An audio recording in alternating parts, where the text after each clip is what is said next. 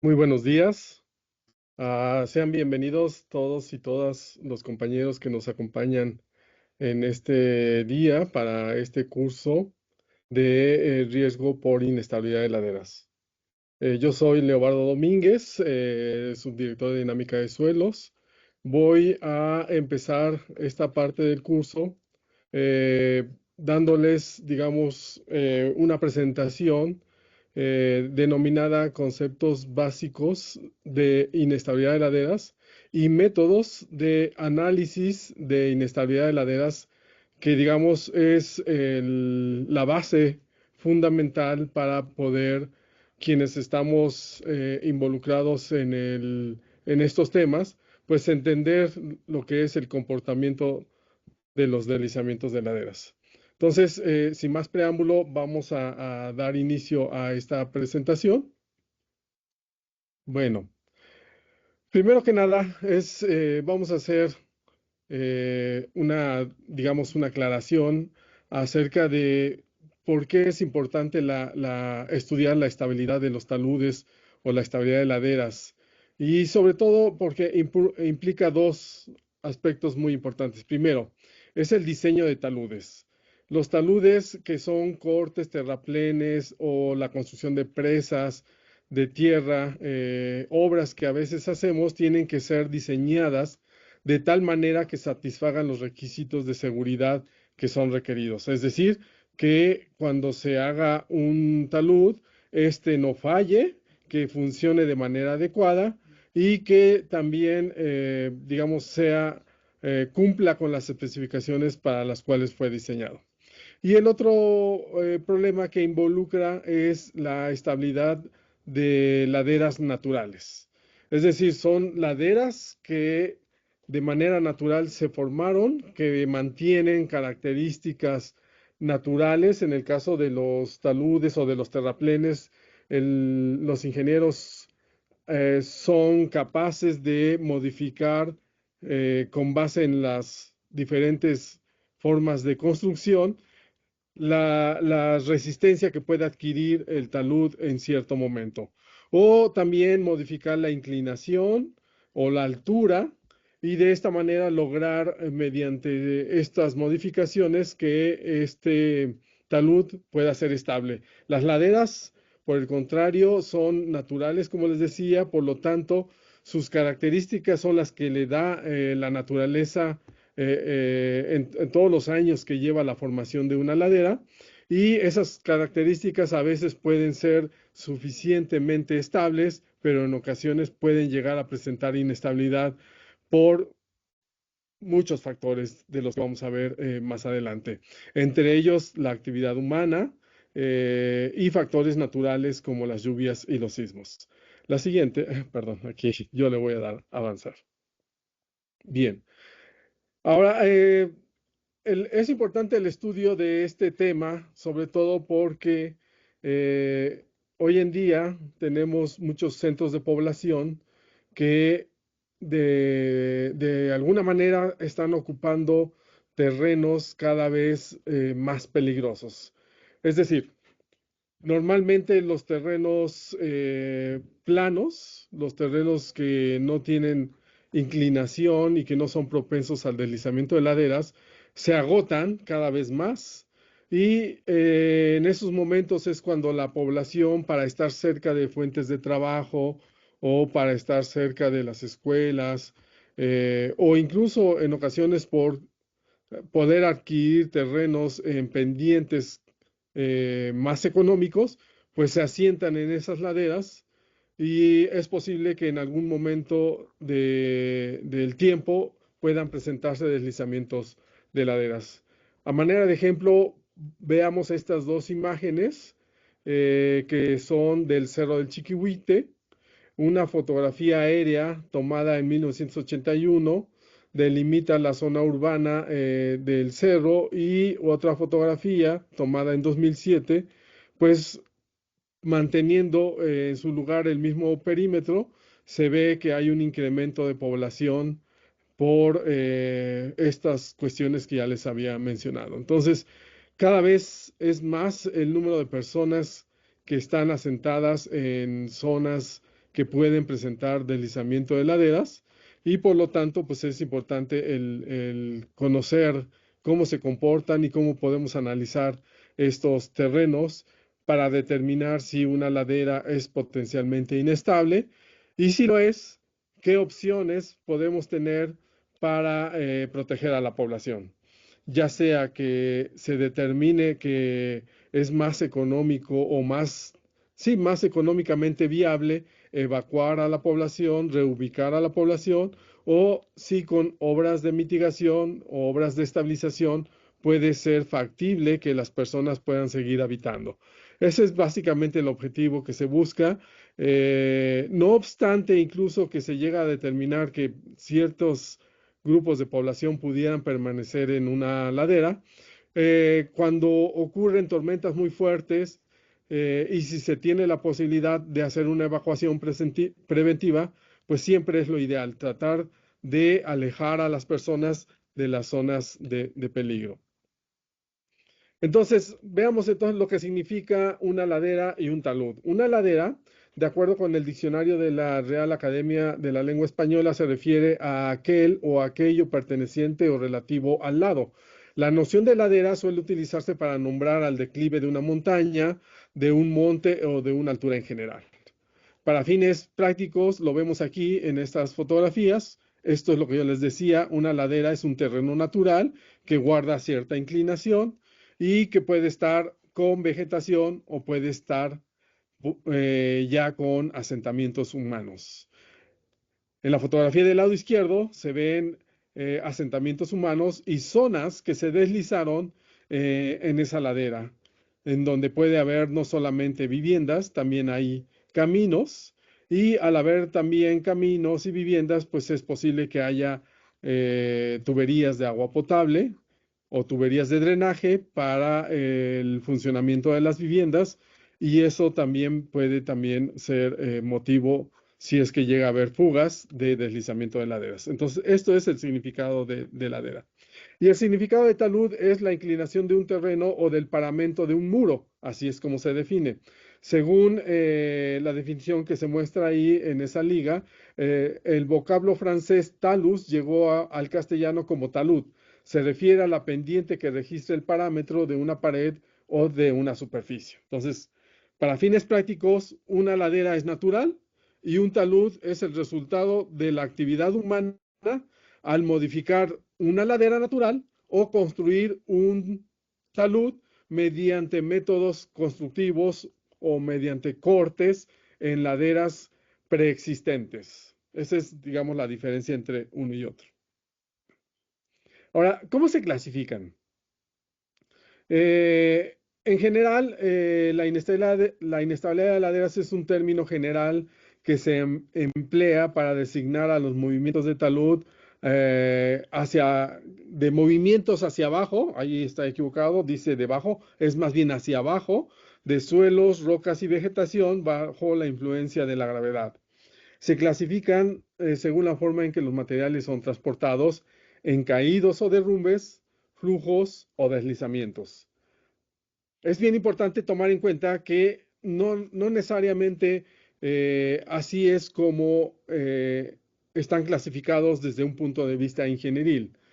Los que se encargan de estudiar la ingeniería civil, los ingenieros civiles, los geólogos o los ingenieros geotécnicos, pueden tener una clasificación todavía más especializada. Por ejemplo, en el caso de los deslizamientos puede haber deslizamientos rotacionales, deslizamientos traslacionales, dependiendo de cómo es la superficie de falla. O los caídos son derrumbes, también puede haber vuelcos que pueden presentarse en formaciones rocosas. Sin embargo, estos tres agrupan perfectamente a todos los fenómenos que pueden suceder en una ladera, ya sea natural o en un talud. Dependiendo de los factores que los detonan, también pueden cambiar de nombre, es decir, un deslizamiento que puede presentarse ante una lluvia muy intensa puede convertirse en un flujo en caso de que la lluvia sea demasiado abundante y le dé la cantidad de agua necesaria al material para que éste pueda presentar un movimiento muy fluido y desplazarse a lo largo de la ladera. Entonces, un deslizamiento puede convertirse en un flujo, pero nunca un flujo en un deslizamiento. También es posible que un derrumbe pueda convertirse en un flujo, ya sea por la cantidad de agua o por un terremoto, pero nunca un flujo puede convertirse en un caído o en un derrumbe. Entonces, sí es factible que los dos que están del lado izquierdo y derecho puedan convertirse en uno, en un flujo, pero nunca al revés. Eso también es muy importante en considerar. Ahora, ¿qué es un caído o un derrumbe? Un caído o derrumbe es un movimiento abrupto de suelos y fragmentos aislados de rocas que se originan en pendientes muy fuertes, es decir, pendientes o taludes aquí porque son cortes hechos por la actividad humana para la construcción de una carretera. En estos cortes o acantilados pueden presentarse bloques que se desprenden y que pueden caer. Aquí es muy importante tomar en consideración de cómo está el terreno por abajo de donde se presenta el derrumbe. Si el terreno que está por abajo de donde se presenta este derrumbe o este desprendimiento de material está inclinado, es posible que el bloque pueda viajar a distancias más largas y tener una mayor área de impacto a las zonas pobladas o también incluso a las vialidades.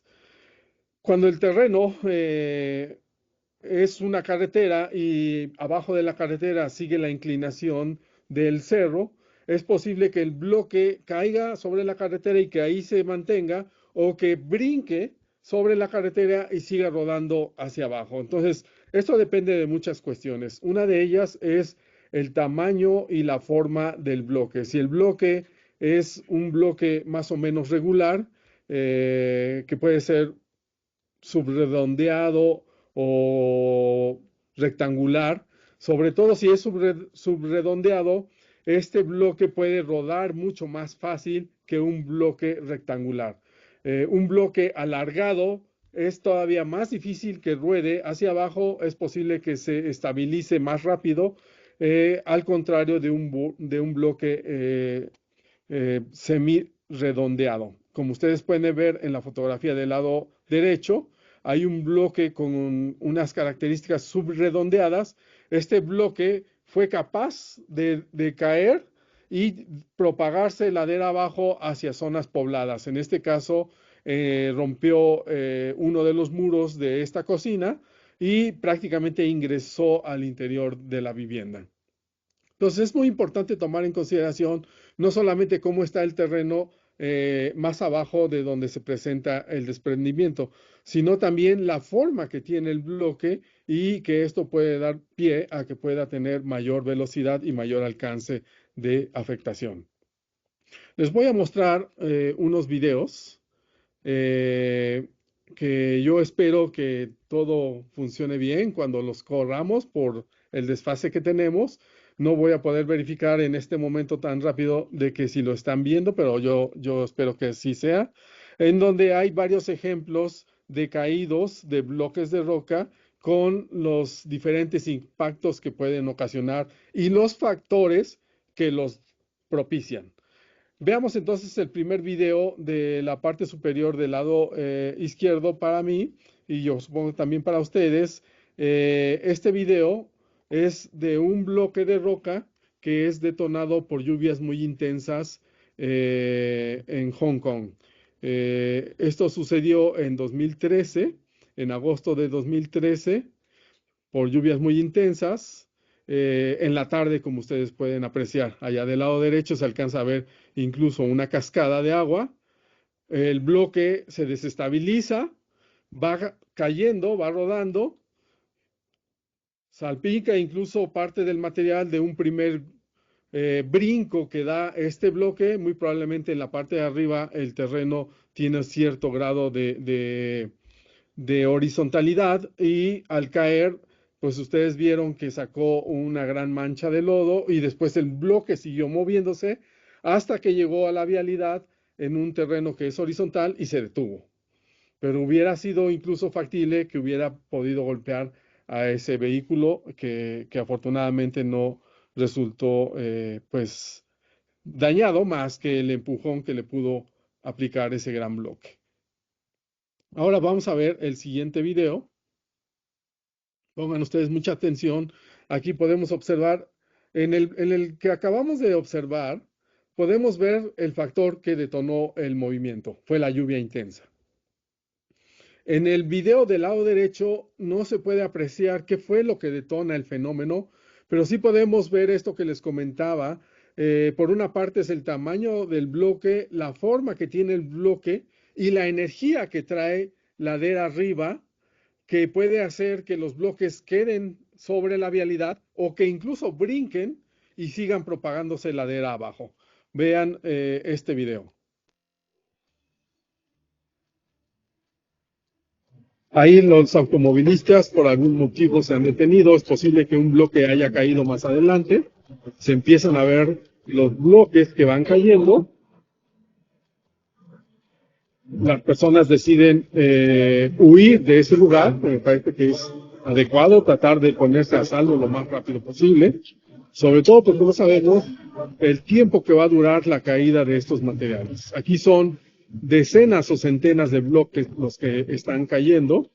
Vean ustedes cómo brincan los bloques, pueden golpear a las personas, a los vehículos, pueden entrar en las casas y lo más importante es tratar de ponerse a salvo.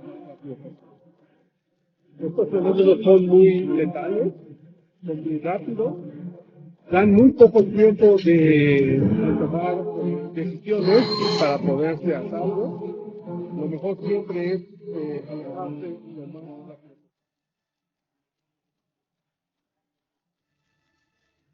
Esos bloques que se desprenden llegan a movilizar a otros bloques que se encuentran más abajo y es por eso que vemos que siguen cayendo después de un tiempo prolongado.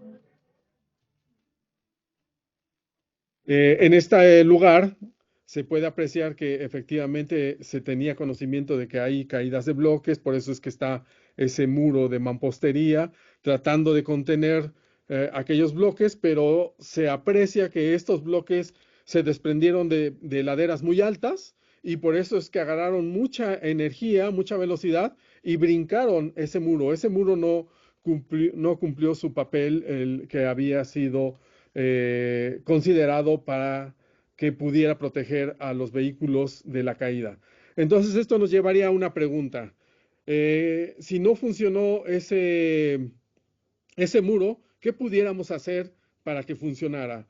Una posibilidad sería hacerlo más alto o algo que yo hubiera considerado sería tratar de poner muros a diferentes alturas de la ladera para que esos muros vayan deteniendo antes de que el bloque gane más energía y los deteniendo en las partes más altas. Pero aquí debe haber una labor muy vigilada porque no pueden permanecer por mucho tiempo esos bloques, habría que retirarlos de manera controlada. Es posible cerrar la vialidad y provocar la caída de los bloques sin que hubiera vehículos en riesgo, ¿no? Esas son las decisiones que se pudieran tomar. Y ahora vamos a ver este otro video eh, tomado en Corea, si no recuerdo mal.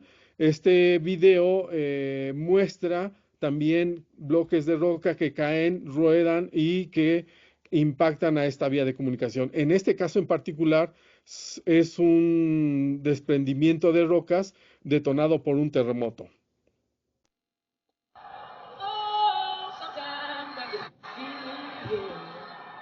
Vean ustedes, los vehículos se empiezan a mover. Vean, pongan mucha atención, por favor, en la vegetación. La vegetación está muy tranquila. De momento los automovilistas empiezan a ver que se sacuden los árboles. Está ya el terremoto en ese momento, se detienen y tratan de ponerse a salvo porque alguno de ellos identifica que algo está sucediendo. Ya hay primeros bloques que están cayendo y lo mejor es tratar de huir del lugar si es que se tiene la posibilidad de ponerse a salvo en este caso, en este lugar. También vean el muro, el tamaño de los bloques, la forma de los bloques y las protecciones que se tienen arriba de los bloques. Honestamente, hoy en día hay software que permite hacer modelaciones para ver cómo estos bloques pueden movilizarse y con base en esos modelos poder determinar o diseñar de manera más adecuada el tamaño de los muros, las barreras de protección o en ciertos momentos decidir si se puede construir un puente para que los bloques caigan arriba del puente y continúen hacia arriba de la ladera. Es decir, que los automovilistas circulen por abajo de lo que pudiera ser como una especie de puente corrido o un túnel alargado y que los bloques pasen por encima. Eso quizás podría ser también una solución.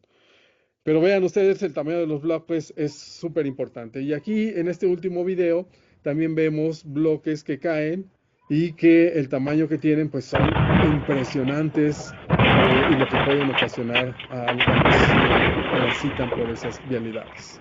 Entonces, es un ejemplo de todo lo que puede suceder en la caída de bloques. Hay muchos lugares en nuestro país, además del Chiquihuite. En Guanajuato, por ejemplo, hay cerros que si bien no están poblados en las partes altas, pero en las partes bajas sí existe población. Y en la parte más alta se pueden apreciar en muchos casos cantiles de roca ya agrietados que pudieran presentar derrumbes como estos que les estoy mostrando. En muchos casos es factible tratar de construir obras para estabilizar esos bloques mediante anclas, cables de acero, mallas de acero que se pueden colocar para protegerlos, o incluso mampostería en la parte más baja del bloque, tratando de restituir su estabilidad mediante la colocación de un muro de mampostería inmediatamente abajo del bloque para que no deje que se voltee, para que no deje que caiga. Entonces sí hay que hacer revisiones periódicas, continuas, no solamente en carreteras, también en cerros aledaños a zonas pobladas. Y si vemos que un bloque está con condiciones precarias de estabilidad, pues lo que podríamos también hacer es demolerlo. Hoy en día existen técnicas muy adecuadas para demoler bloques con métodos químicos para que estos bloques no caigan con el tamaño tan grande que tienen, sino que sea demolido en pequeños bloques y que estos se vayan quitando de manera intencional.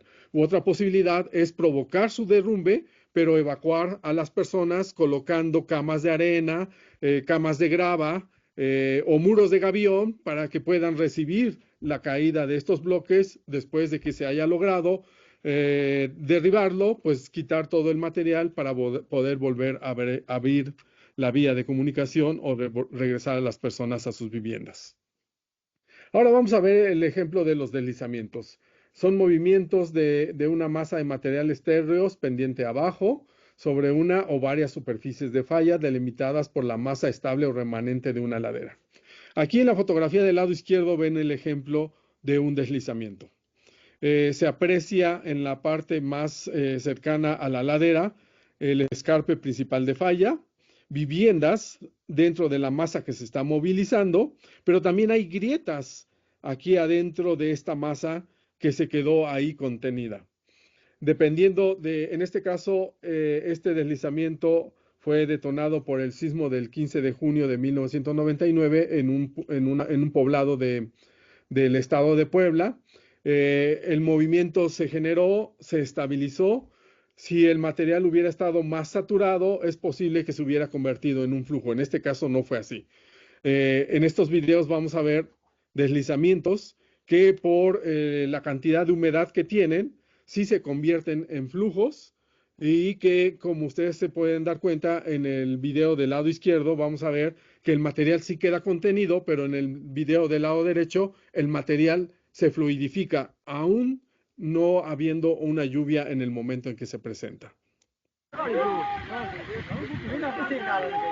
También es una carretera, hay deslizamientos previos, seguramente un poco más antiguos. El material, seguramente después de una lluvia, se empieza a reblandecer y se moviliza. Llega un momento en que se estabiliza el material y ahí va a quedar contenido.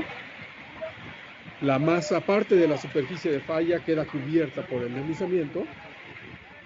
Y es así como se presenta, con grandes dimensiones y con grandes afectaciones. Seguramente alguien ha visto algún tipo de deslizamiento de esta manera. Uno que recuerdo de bote pronto es el deslizamiento de la autopista Tijuana-Ensenada, en donde también trailers quedaron pues en la parte central del deslizamiento. Afortunadamente no se movilizó tanto como este. Después pudieron retirar esos trailers que habían quedado atrapados. Ahora veamos esto.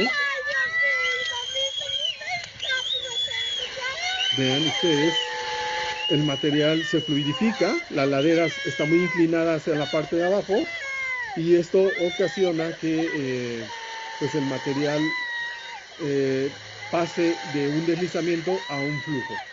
O incluso está combinado porque parte del material sí queda contenido en lo que era un camino que estaba antes de las viviendas que fueron destruidas. Y es así como se pueden clasificar a estos fenómenos. No les voy a mostrar el ejemplo de un flujo porque ya aquí lo acabamos de ver, pero vamos, básicamente es así como se clasifican de acuerdo con lo que se ha considerado en la Ley General de Protección Civil. Desde el punto de vista ingenieril puede haber más clasificaciones, pero para fines de protección civil, con estos tres grupos podemos, digamos, tomar decisiones respecto a las medidas que pueden ser tomadas cuando esté uno en una situación como esta. Ahora, ¿cómo se analizan? Los métodos basados en la determinación del factor seguridad son los métodos que nos ayudan a conocer si una ladera es estable o es potencialmente inestable. Se realiza a partir de la definición de dos parámetros principales: las fuerzas actuantes que están en una ladera y las fuerzas resistentes.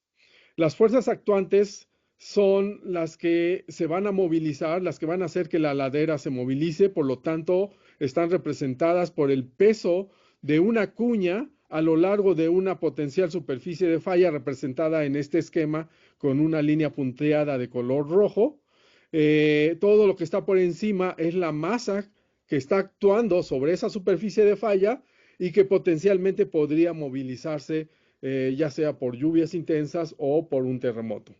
Las fuerzas resistentes son aquellas que dependen de las características naturales del terreno. Las propiedades mecánicas de los materiales se determinan en el laboratorio o con estudios de campo. Se pueden determinar las características de resistencia de los materiales y estas fuerzas resistentes están representadas en la parte inferior de la línea punteada, que es la potencial superficie de falla.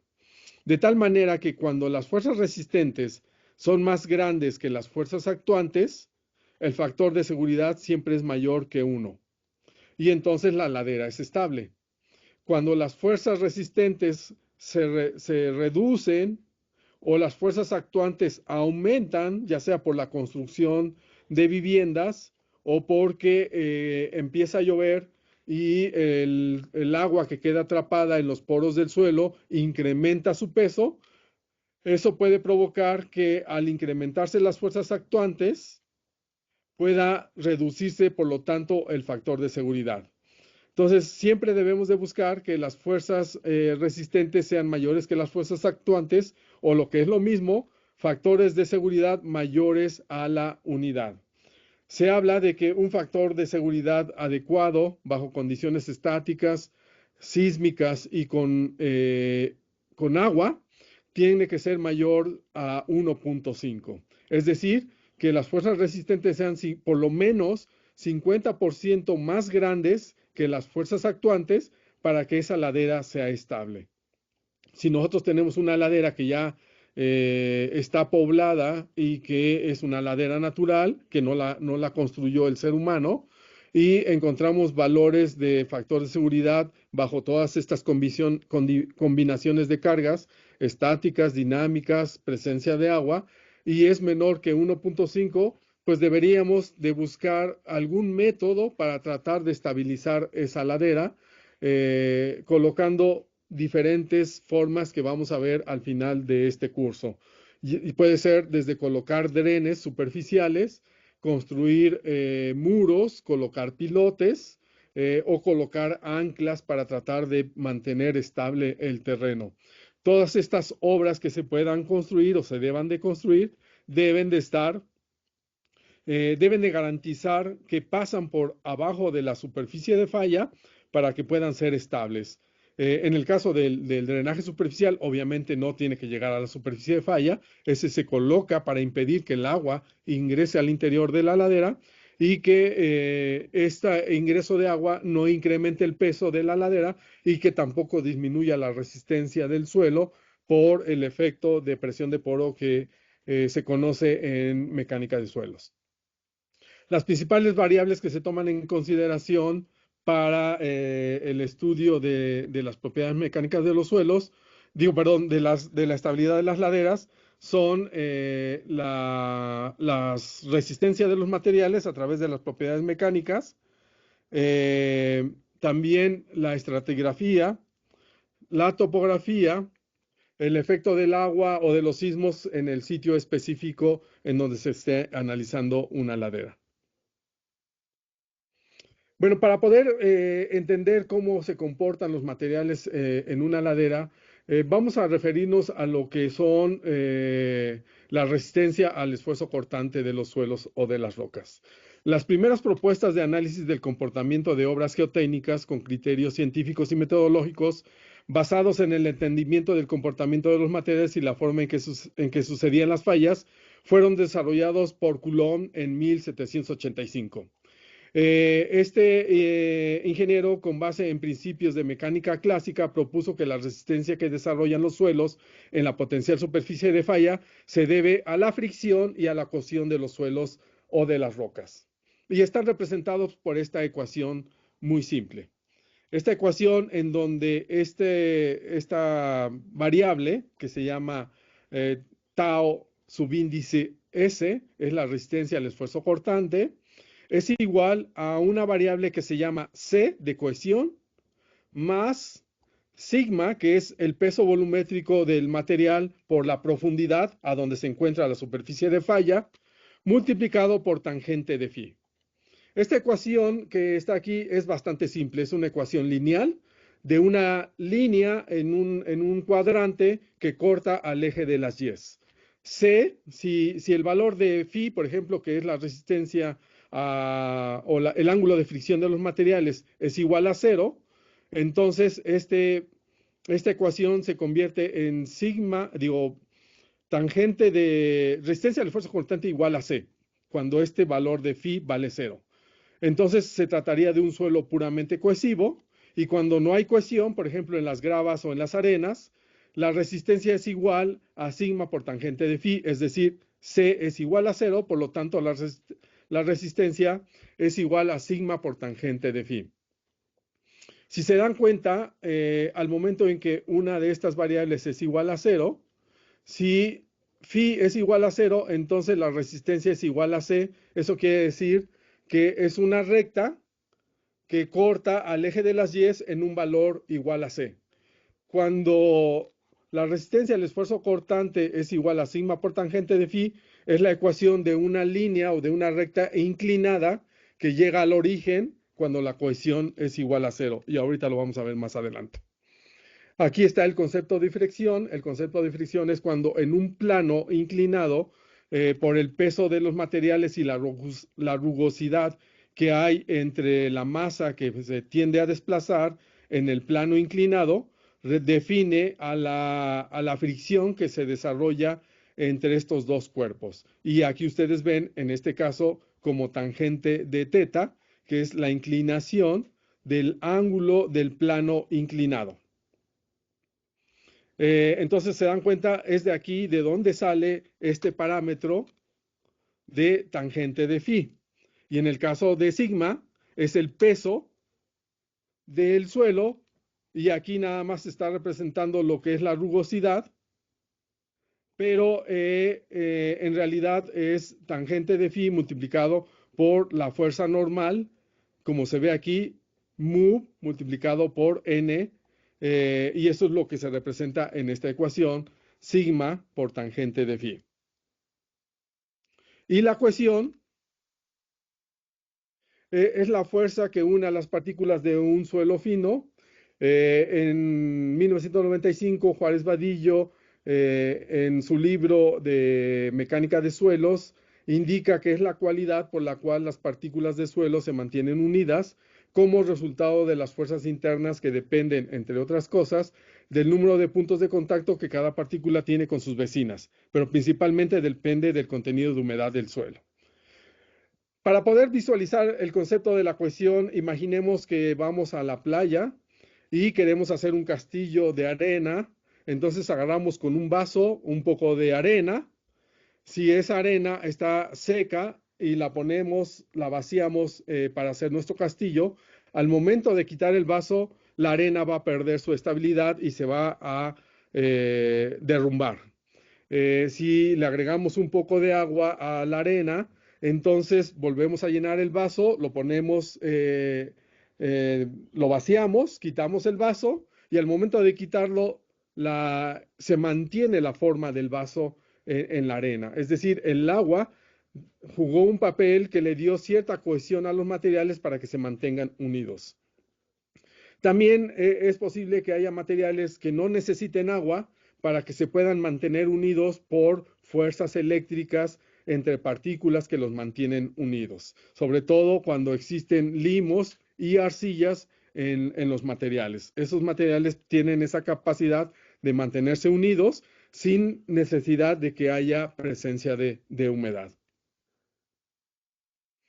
Ahora, ¿cómo se analiza la estabilidad de las laderas? Bueno, pues puede haber métodos cuantitativos, también métodos cualitativos. Los métodos cuantitativos se pueden utilizar un método que se conoce como el método de la cuña de Coulomb, que es justamente quien determinó la ecuación de la resistencia de los suelos. El método sueco, que es un método que se utiliza en ingeniería para tratar de calcular el factor de seguridad. El método de la espiral logarítmica, el método de Bishop, que es el más utilizado, es el método generalizado de las dovelas, que es el método de Bishop. Y hay otros métodos que son métodos cualitativos o métodos empíricos que se pueden utilizar para estimar si ciertas laderas pueden ser estables o pueden llegar a presentar algún momento inestabilidad. Vamos a ver el número 4, que es el método más sencillo, el más simple que se utiliza en la práctica para calcular la estabilidad de las laderas.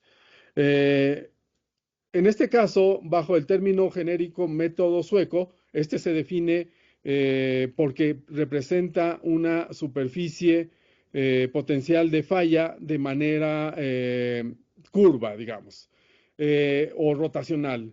Este método es muy interesante porque permite hacer cálculos simulando que la falla se presenta a lo largo de una superficie rotacional o curva y que esta masa se va a mover a lo largo de esa potencial superficie de falla que ya habíamos mencionado.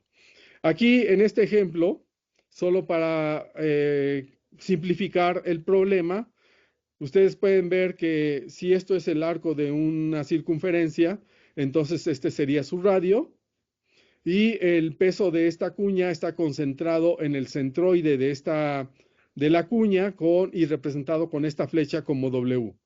Y tiene un brazo de palanca definido por la letra D que está aquí.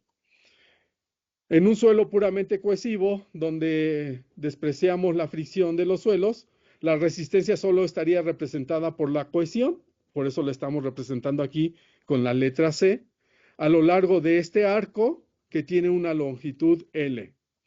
Entonces, si queremos ver cuál sería el factor de seguridad, lo podemos hacer a través del momento resistente y el momento motor, que este representa a las fuerzas resistentes y el momento motor representa a las fuerzas actuantes. Ahora, ¿cómo se calcula el momento resistente? El momento resistente se calcula multiplicando el valor de la resistencia del suelo, que en este caso está representada por la cohesión.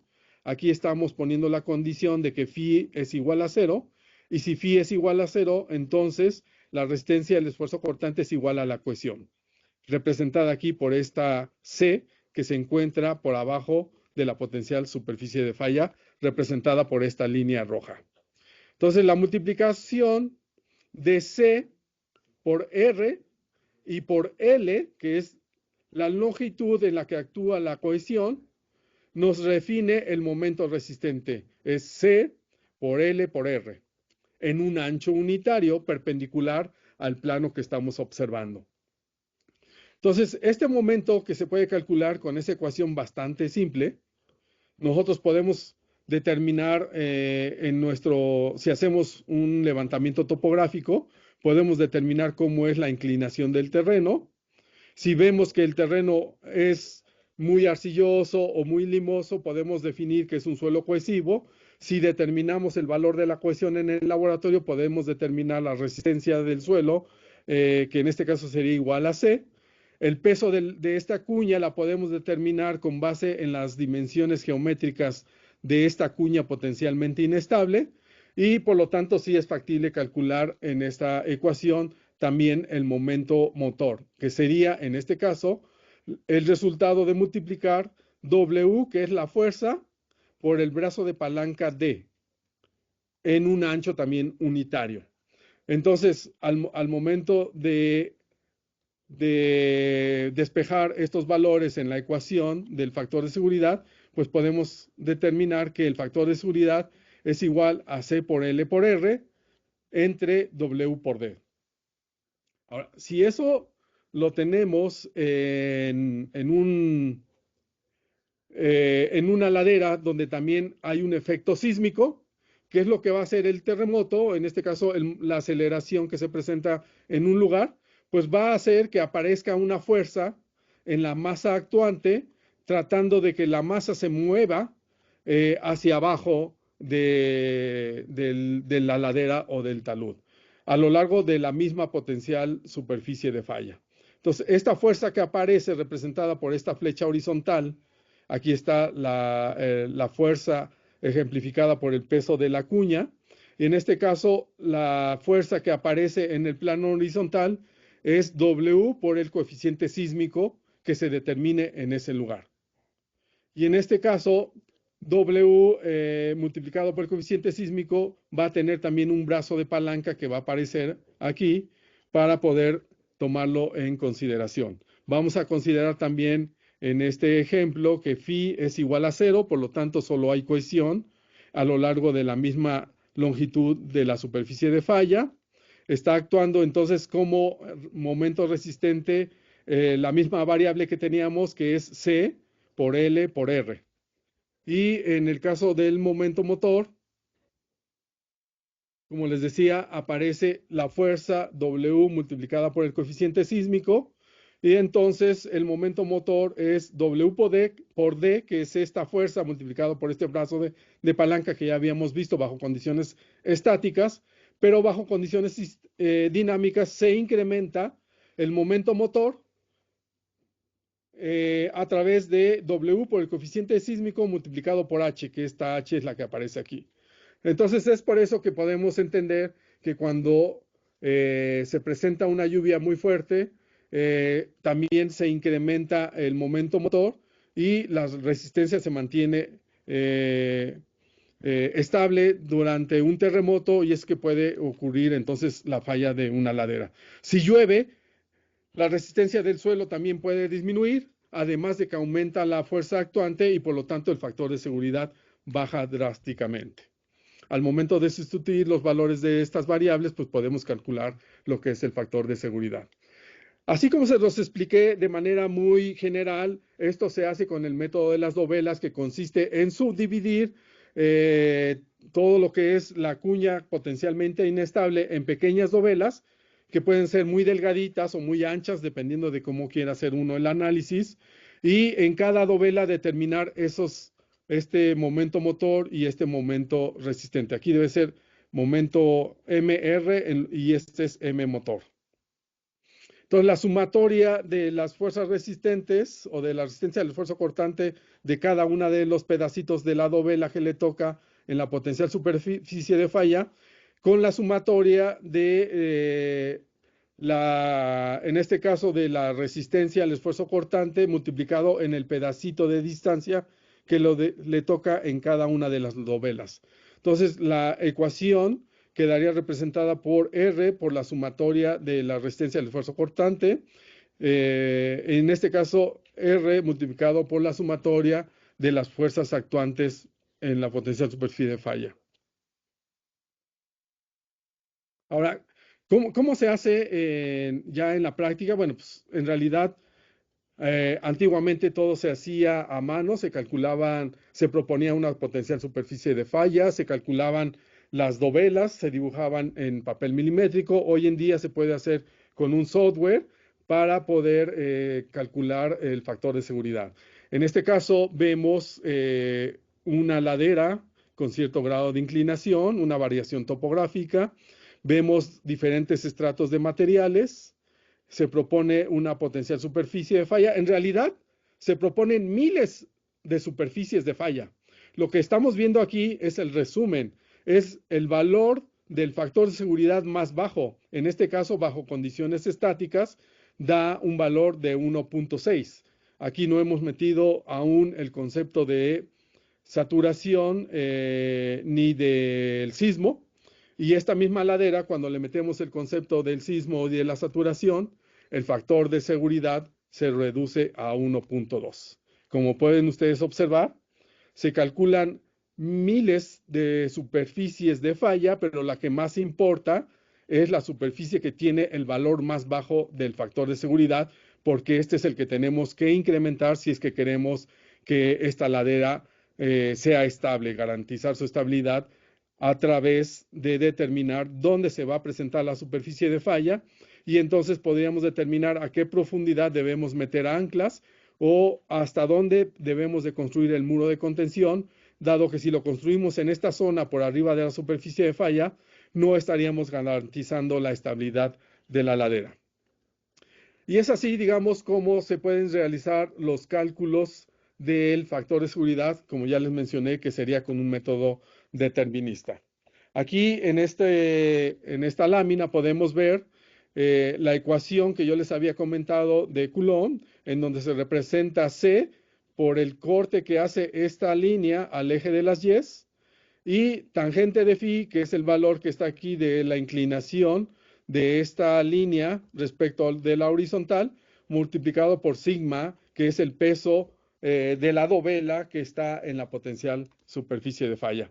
Estos parámetros de C y de phi se determinan, y el peso volumétrico, en el laboratorio en los diferentes estratos que componen las laderas.